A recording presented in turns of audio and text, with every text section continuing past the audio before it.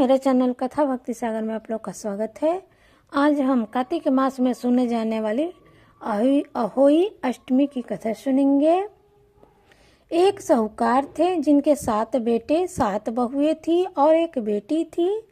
सब मिलकर मिट्टी लेने गई।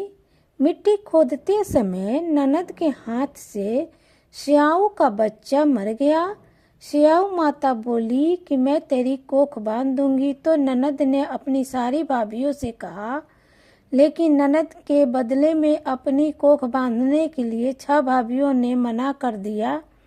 पर उसकी छोटी भाभी ने सोचा कि नहीं बंधाएंगे तो ससुर जी नाराज हो जाएंगे, तो छोटी भाभी ने अपनी कोख बंधवा ली।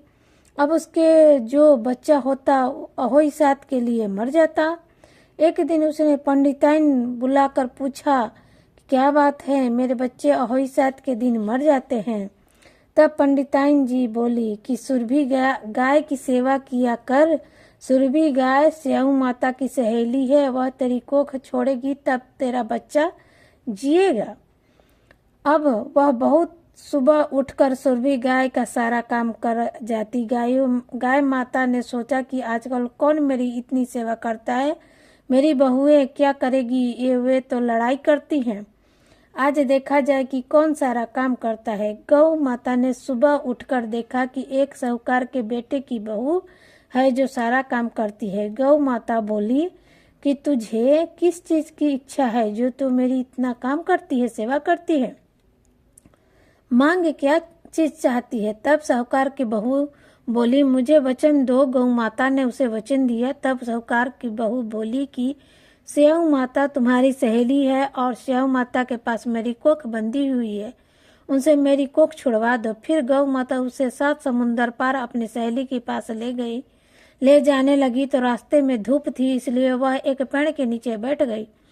थोड़ी देर में सांप आया। पेड़ पर गरुड़ पंखनी का बच्चा था जिसे वह डसने लगा, तो साहूकार की बहू ने सांप को मारकर डाल के नीचे फेंक दिया और बच्चे को बचा लिया। गरुड़ पंखनी आई, आकर साहूकार के बेटे बहू को चोंच मारने लगी, तो साहूकारनी बोली कि मैंने तेरे बच्चा नहीं मारा, सांप तेरे बच्चे को मार रहा था, मैंने तो तेरे बच्चे को छिपाया है।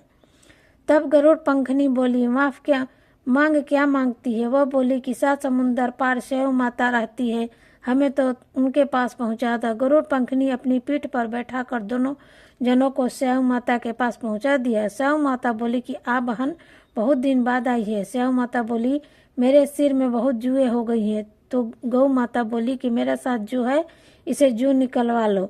तो साहूकार के बहू ने अपनी सारी जू निकाल दी। स्याऊ माता बोली, तूने मेरी बहुत भलाई की, तेरे 7 बेटे 7 बहुएं हो।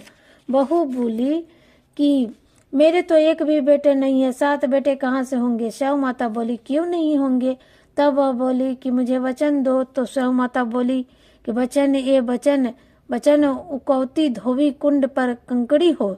जब साहूकार की बहू बोली कि मेरी कोख तो तुम्हारे पास बंधी है, तब स्याऊ माता ने कहा, तूने तो मुझे बहुत ठगा, मैं तेरी कोख खोल देती हूँ, नहीं तो लेकिन अब खोलनी पड़ेगी।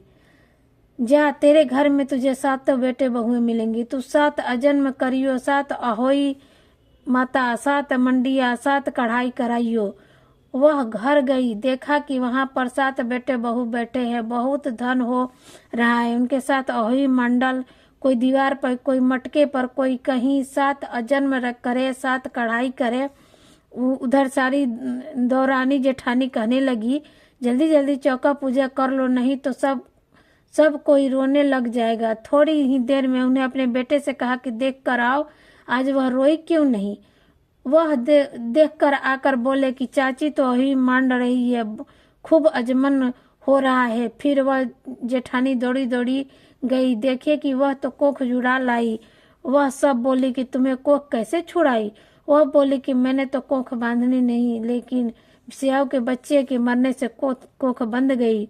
अब स्याऊ माता ने मुझे पर दया करके मेरी कोख खोल दी है। हे स्याऊ माता, जैसे साहूकार की बहू की कोख खोली हुई, ऐसे ही हमारी कोख खोलना, सबकी खोलना। कहते सुनते हुंकारे भरते हुए अपने सभी परिवार की कोख को खोलना। जय हो स्याऊ माता की।